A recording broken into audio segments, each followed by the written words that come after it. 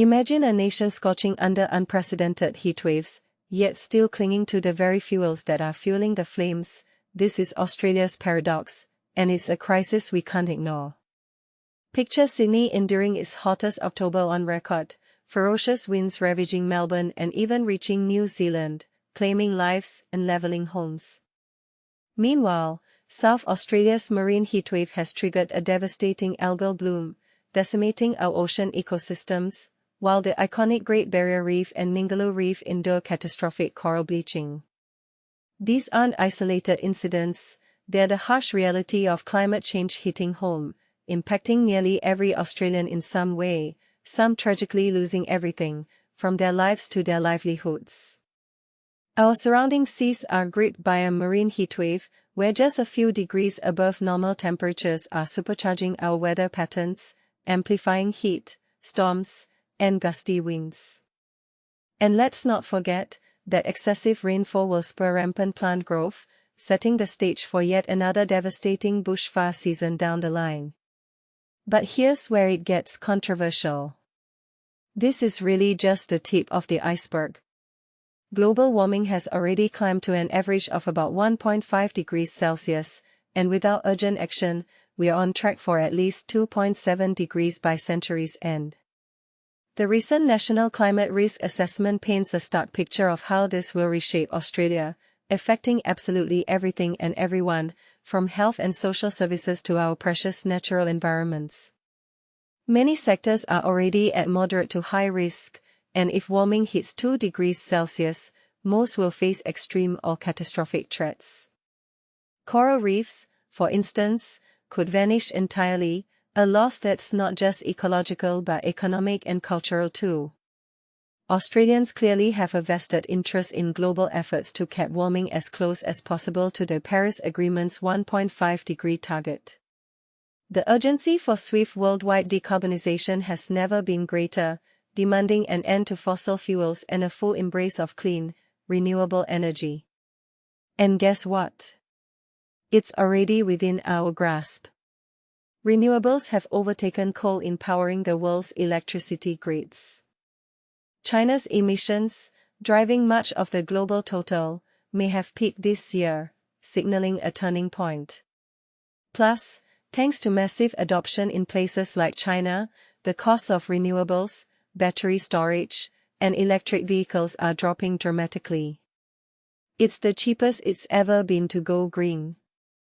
Economically, the math is crystal clear. The expense of transitioning to a sustainable energy system pales in comparison to the escalating costs of battling climate disasters, which are piling up year after year. So, what's holding us back from this energy revolution? The primary obstacle is the fossil fuel industry's deep ties to governments, influencing policies that prioritize profits over planet. When we talk about fossil fuels, we are not just pointing fingers at coal and oil. Fossil gas, including its liquefied form known as LNG, is part of the problem.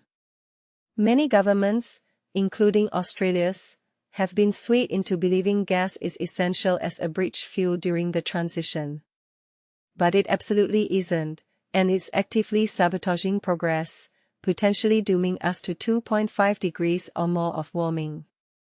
Gas, like other fossils, must be slashed rapidly, phased out entirely by 2050, and eliminated from the power sector even sooner.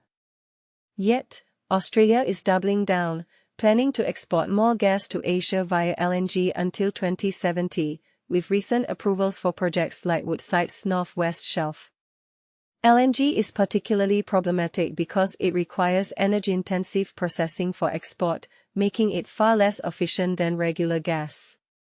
Consider Indonesia. If they build a new power plant fueled by Australian LNG, possibly resold through Japan, they'll be locked into fossil gas for the plant's 40-year lifespan, cementing carbon emissions.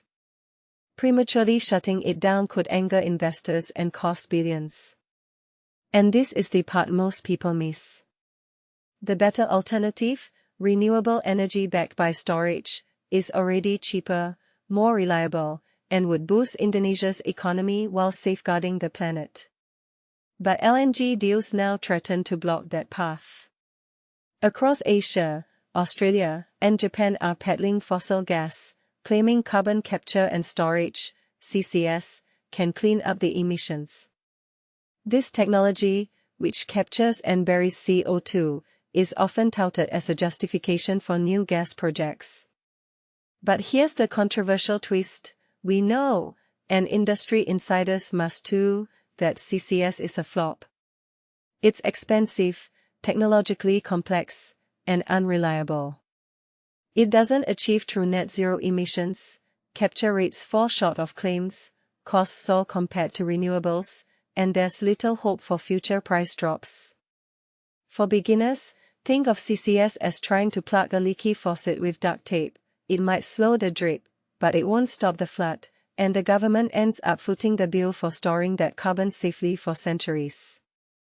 In contrast, renewables and storage costs are plummeting as the industry scales, offering infinite, free fuel from sun and wind. Why pour money into fossil fuels and risky carbon burial when clean energy is so superior? Australia is uniquely positioned to spearhead the global shift to clean energy. We boast abundant critical minerals for batteries and tech, potential for exporting green hydrogen, and boundless sunshine and wind to power a sustainable future. But first, we must hit the brakes on gas. What do you think?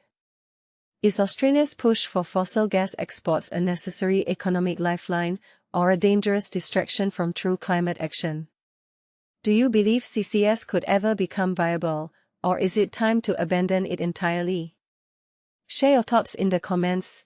Do you agree, disagree, or see a counterpoint I might have missed? Let's discuss.